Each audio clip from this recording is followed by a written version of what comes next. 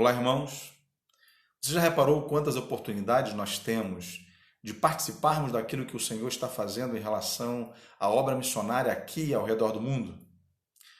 O apóstolo Paulo, quando ele escreve a sua carta aos Filipenses, ele realça a cooperação da Igreja de Cristo como sendo o melhor caminho para a realização efetiva da obra missionária. O texto da nossa devocional de hoje está registrado em Filipenses, capítulo 4, do verso 10 até o verso 13. Então, por favor, me acompanhe na leitura desse texto.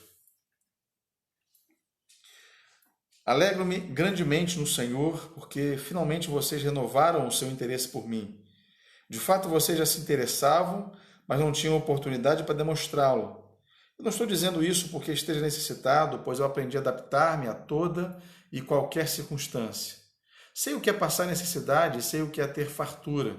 Aprendi o segredo de viver contente em toda e qualquer situação, seja bem alimentado, seja com fome, tendo muito ou passando necessidade. Tudo posso naquele que me fortalece. É muito importante, irmãos, nós destacarmos que o apóstolo Paulo, ele põe toda a sua ênfase, a ênfase da sua alegria no Senhor e não na generosidade dos filipenses. Sim, ele agradece à igreja a provisão, mas a sua alegria está em quem provê.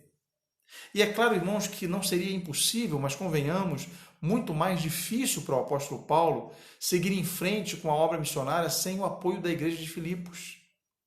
Ele sabia, entretanto, que os crentes lá de Filipos eram apenas os instrumentos usados por Deus, mas ele tinha consciência clara de que o Senhor era o provedor. E ainda assim, o apóstolo Paulo, ele reconhecia o valor das pessoas, ele reconhecia o trabalho delas e, sobretudo, ele reconhecia a generosidade com que ele era tratado por elas.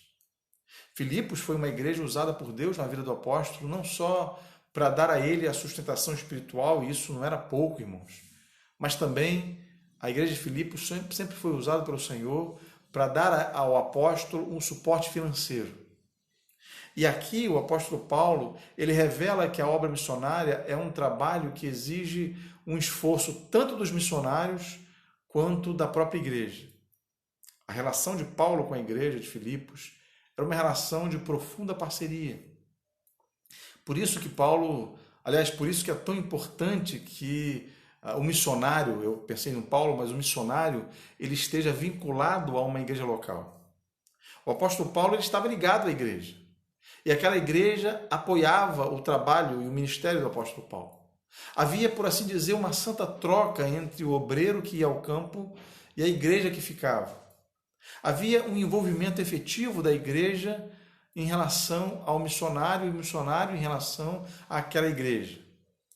A forma como o apóstolo Paulo registra a gratidão dele pela renovação do interesse dos filipenses vai revelar para nós que aquela igreja jamais fez corpo mole para ajudar o apóstolo. Ela teve provavelmente algumas circunstâncias desfavoráveis, é verdade, para fazê-lo, mas nunca houve desinteresse por aquela igreja, por parte daquela igreja. Por isso é que ele disse, de fato vocês já se interessavam, mas não tinham oportunidade para demonstrá-lo.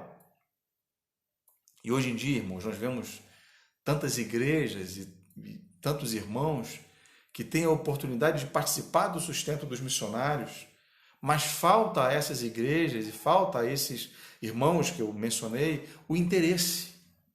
Por isso, quando eu leio textos assim, eu me alegro sobremaneira por perceber que nós aqui em nossa igreja somos uma igreja missionária há anos. Isso não vem do meu ministério que o Senhor me confiou, vem muito antes de mim.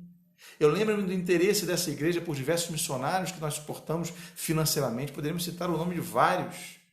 Para nós isso é um privilégio e sempre será, e isso não deve ser motivo, em hipótese alguma, de orgulho, senão de gratidão a Deus.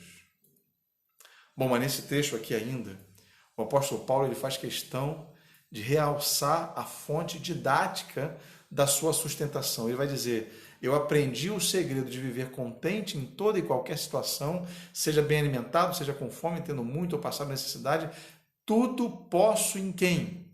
Naquele que me fortalece. Irmão, se tem um versículo mal interpretado na Bíblia por muitos, esse versículo é esse versículo 13 desse capítulo 4 de Filipenses. Muitos interpretam esse versículo dizendo que nós podemos ter vitórias em todas as circunstâncias que nós enfrentamos, mas o contexto aqui revela que o apóstolo ele estava se referindo ao fato de que o Senhor o capacitava a viver as piores dificuldades possíveis em diversas áreas, sobretudo na área de sustento financeiro, bem como também a ser equilibrado e sensato quando experimentava a fartura. Ele nos ensina, irmãos, sobre contentamento nesse trecho. Muitos buscam felicidade. Qual será a próxima viagem? Qual será o próximo carro? A próxima festa? E não há nada de mal nisso. Entretanto, irmãos, o homem que busca apenas essas coisas como sinônimo de realização, provavelmente ele ainda não se deu conta de que os planos do Senhor são infinitamente maiores que os nossos planos. Paulo passou por grandes necessidades. Ele sabia exatamente o que era fome, sede, frio, nudez, prisão, açoites, tortura mental e muitas perseguições. Mas essas coisas todas não o abatiam, nem o fazia almejar a próxima festa. É claro que o apóstolo não é uma estátua de pedra, irmãos. Ele é um homem de carne e osso, igual a mim e a você. E nesse sentido já teve experiência de alegrias e também experiência de aflições, mas ele aprendeu a viver contente tanto em um extremo quanto no outro. Paulo, irmãos, nos ensina, inspirado pelo Espírito Santo, que o contentamento é um aprendizado, não é algo automático. É só pelo exercício da confiança na providência divina que nós seremos capazes de nos tornarmos mais contentes. E quando isso acontece, nós damos os valores certos para cada coisa. Os bens materiais passarão a ser vistos como dons, como presentes de Deus e nunca como substitutos de Deus. O nosso contentamento, ele deve estar em Cristo, nunca no dinheiro. E o apóstolo Paulo vai dar exemplos muito práticos disso. Ele está preso, vocês sabem, na antessala do martírio. Vocês devem lembrar, ele escreve essa carta da prisão antes da sua morte. Mas ele permanece firme e imperturbável, né? Por assim dizer. Nada o abala. Óbvio que quando ele diz, posso todas as coisas naquele que me fortalece, ele não está dizendo que é capaz de suportar todas as coisas no sentido pleno, mas ele sabe que é capaz de suportar todas as coisas que estão dentro da vontade de Deus. Ele pode, sim, todas as coisas em Cristo. E você? Você já parou para pensar como tem sido o seu contentamento nesse período de quarentena? Você já perguntou a Deus de que forma você pode participar da obra missionária que Ele está realizando nesse tempo, ao redor do mundo? A minha oração hoje, irmãos, é para que o Senhor provoque em você uma santa inquietação e o mova em direção a Ele, fazendo de você uma pessoa ainda mais generosa e ainda mais cheia de contentamento.